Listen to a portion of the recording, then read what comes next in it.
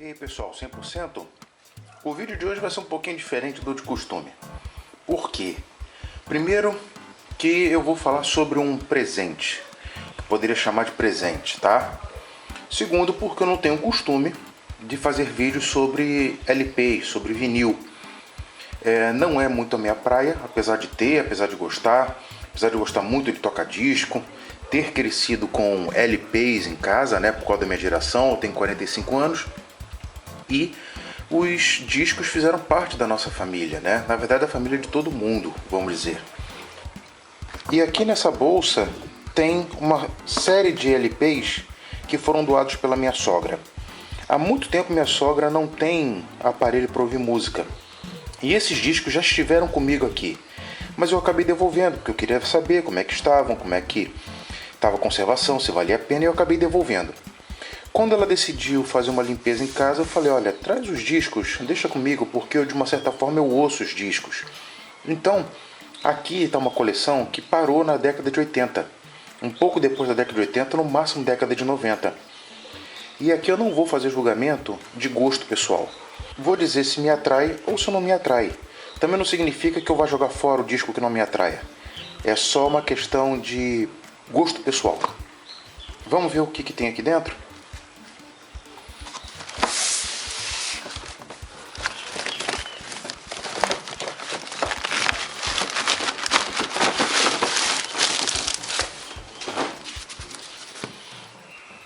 Bom, eu vou passar disco por disco para que vocês vejam o que estava nessa sacola. Primeiro disco, Super Hits Internacional. Aqui parece ter algumas coisas interessantes. Eric Clapton, Elton John, James Brown, Bee Gees, Elton John. Aqui ó, tem Genesis, tem Mark Davis. Mark Davis, para quem não sabe, é o Fábio Júnior. Tem Christian, da dupla Christian e Ralph, todo mundo conhece. James Brown tá aqui. Então, tem uma série de... Isso aqui é uma coletânea, né? Se fazia muito antigamente, essa coletânea, né? Próximo. Two Live Crew. Para quem não conhece, Two Live Crew é o que deu a origem ao melô da Mulher Feia e a melô dos Números.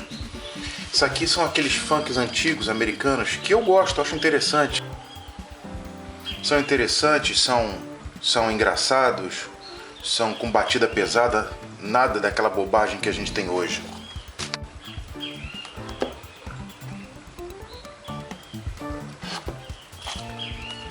Lambateria Tropical. Esse aqui tá sem capa. Então, não sei o que eu vou fazer com esse disco depois. Jean-Michel Jarre, Oxygene. A minha esposa falava que ela gostava muito de Jean-Michel Jarre. Mas, nós temos lá o outro Oxygene, que é o vermelho, uma capa vermelha. E ela não lembrava, mas esse disco aqui estava com a mãe dela. Então, mais um Jean-Michel Jarre para a coleção. Funk Brasil, do DJ Malboro, né? Que ele é cultuado, mas aqui ele parece que começou a alavancar a carreira dele, né? Em relação à cultura musical eletrônica no Rio.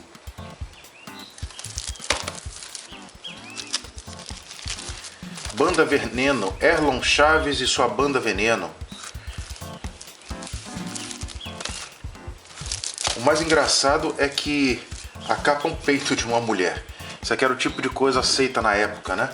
Hoje a gente não tem uma capa dessas num disco atual. Tim Maia, Somos Todos América. Eu não gosto dessa fase do Tim Maia. Aquela tá muito eletrônica, para mim sem personalidade. Mas Tim Maia é Tim Maia, né? Gal Costa. Aqui tem várias músicas conhecidas. O álbum se chama Fantasia. Canta Brasil, Meu Bem, Meu Mal, Festa do Interior. Então é um disco bem conhecido e talvez um disco bem popular, né? As melhores orquestras do mundo, Bert Kaempfert. African Beat, o nome do álbum. Eu infelizmente eu não conheço nenhuma das músicas desse álbum aqui, mas vale a pena lavar e ouvir. Fagner, Pedras que Cantam, outro disco que fez muito sucesso na época. Eu não sou conhecedor da discografia do Fagner, mas tem seu valor, não posso ignorar isso. Aquarela Brasileira, eu acho que 9 entre 10 casas na década de 80 e 90 tiveram um disco do Emílio Santiago. O Emílio Santiago era um belíssimo intérprete, talentosíssimo, discreto, não fazia nada além da sua capacidade, não tentava inventar nada, um cara com extremo talento. E um dia desses eu estava conversando com meu pai, porque isso aqui foram 3 aquarelas brasileiras, se eu não estou enganado. E tinha um disco, se eu não me engano, o primeiro Aquarela Brasileira, e eu falei pro meu pai assim: pai, eu tô com uma música do Emílio Santiago na cabeça, e eu cantarolei para ele no telefone. E ele falou assim: essa música é do Jorge Aragão. E ele disse que o nome da música é Logo Agora.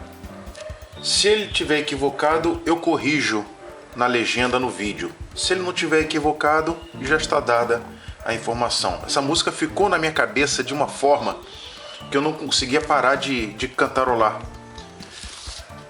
Outro disco do Emílio Santiago, não tenho o que falar.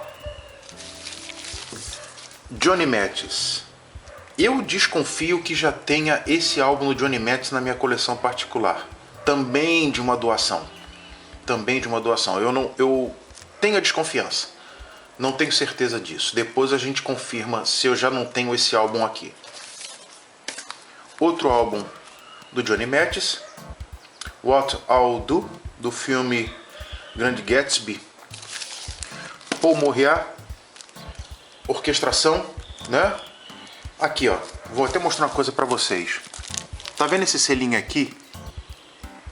Tá escrito Sabiá Discos. A Sabiá Discos era uma loja grande em Niterói, no centro de Niterói, na Avenida Amaral Peixoto. E ela acabou a coisa de um pouco mais de 5 anos atrás. Um excelente ponto. Então todo mundo que passava pelo centro de Niterói e gostava de um disco, de uma música, comprava alguma coisa na Sabiá Discos. Outro do Paul Moria. Só que aqui eu tô vendo uma coisa. Isso aqui é álbum de música brasileira. O Show Já Terminou, Teimosa, Folha Seca, Joana Francesa, Moço Velho, Retalhos de Cetim, Carinhoso, Proposta, Eu Só Quero um Xodó, Oração da Mãe Menininha. Isso aqui é um disco de músicas brasileiras. Depois eu vou ouvir com carinho isso daqui, viu? Deve ser bem legal. Aqui, outro disco de Paul Moria. Esse disco do Julio Iglesias também todo mundo teve em casa. Não dá pra negar o talento dele, o caminho que ele tomou na carreira dele, na parte romântica. Sem dúvida ele é uma pessoa talentosa. Não significa que eu goste, não seja do meu gosto pessoal. Luiz Airão. Olha, eu vou dizer uma coisa, existem alguns artistas brasileiros que eu gostaria muito de vê-los fazendo uma coisa nova, se reinventar. Um é o Luiz Airão e o outro é o João Roberto Kelly. Eu tinha, quando criança a gente não tem muita razão. Eu tinha uma certa implicância com determinados artistas brasileiros, tipo Luiz Airão, o próprio João Roberto Kelly. Eu tinha uma certa implicância, talvez até por causa de programas de sábado à tarde. Então isso aqui é um outro disco do Luiz Airão. Eu infelizmente não conheço a carreira dele. Aí você vê, eu tinha implicância com o Luiz Airão e acabei ganhando o LP do Luiz Airão e vou ter que descobrir, inclusive para dizer se eu gosto, porque criança dizer que não gosta é a mesma coisa que não gosta de jiló, não gosta de determinadas comidas. Roberto Carlos, todo mundo teve um disco do Roberto Carlos em casa, não preciso falar nada dele. Lobão, Vida Bandida, é um disquinho legal, né? Tá meio esbagaçado aqui a capa, mas isso é normal. Não tenho que falar. Ray Conniff. Outro que a gente acaba pegando uma certa implicância. Não dá para negar o talento dele. Não dá para negar a organização, a estrutura que ele montou, as bandas que ele montou. Então eu acho que a gente tem que tirar um pouquinho do nosso preconceito, despir o nosso preconceito e fazer e tentar se reinventar, tentar reler aquilo que você tinha uma certa implicância. Então eu não estou aqui, eu estou dizendo que eu vou reouvir esses discos, mas eu não estou dizendo que eu vou gostar, ok? Martinho da Vila, também eu considero ele como um clássico. Não digo que também seja fã dele, mas eu sei do talento dele, do que ele foi, do que ele continua sendo, né? Então, mais um disco aqui popular. Penúltimo disco, Raça Negra. Não é do meu gosto, definitivamente não é do meu gosto pessoal. Também não significa que eu vá zunir isso pela janela, né? Fazer de frisbee. Mas tá aqui, fazia parte de grande parte das residências brasileiras.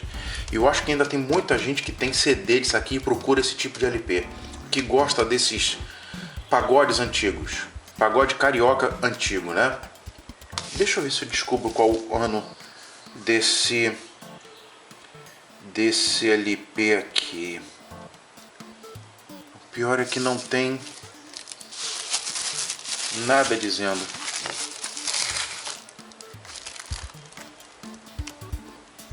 Aqui, por exemplo, tem uma música muito conhecida chamada Ciúmes de Você e que tem como autor Luiz Airão.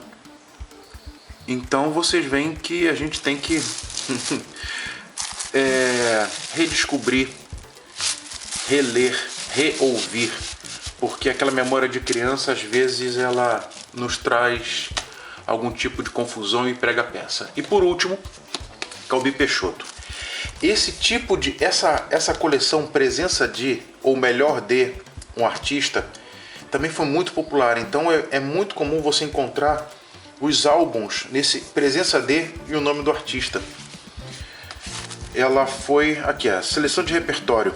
Então a CBS ela lançou muitas dessas coletâneas do artista. Coletânea eu até acho interessante que você aprende a carreira do artista. Agora, a trilha sonora de novela, ela acaba sendo, pra mim, meio que... Não sei, eu tenho uma sensação ainda ruim da trilha sonora de novela. A pessoa compra a trilha sonora por causa da novela, não necessariamente por causa da música. Então aqui ó, tem Conceição, Blue Gardenia, que mais? Noite, e é um álbum duplo, tá vendo? Disco 1, disco 2. Então, por último, Calbi Peixoto. Pessoal, esse aí foi um presente da minha sogra. Um presente que eu vou tratar ele com muito carinho. Vou trocar as capas internas e externas. Vou limpar, algumas estão danificadas. E vou manter na minha coleção. O que vai ser mantido na minha coleção e o que não vai ser mantido, depois a gente vê. Não é agora algo que a gente tem que se preocupar. Mas eu queria mostrar esse presentinho aqui. Das outras coleções que eu ganhei, infelizmente eu não fiz vídeo. Na época eu não fazia vídeo para o YouTube. Então vamos considerar que esse aqui seja o terceiro presente de vinil de pessoas que acharam que eu cuidaria melhor do vinil do que as próprias pessoas estavam cuidando. Mas é o primeiro que eu faço no YouTube. Se você gostou, se você curtiu, vai lá, deixa o seu like, comenta, compartilha, para ajudar a manter o canal vivo, ok, pessoal? Um abraço!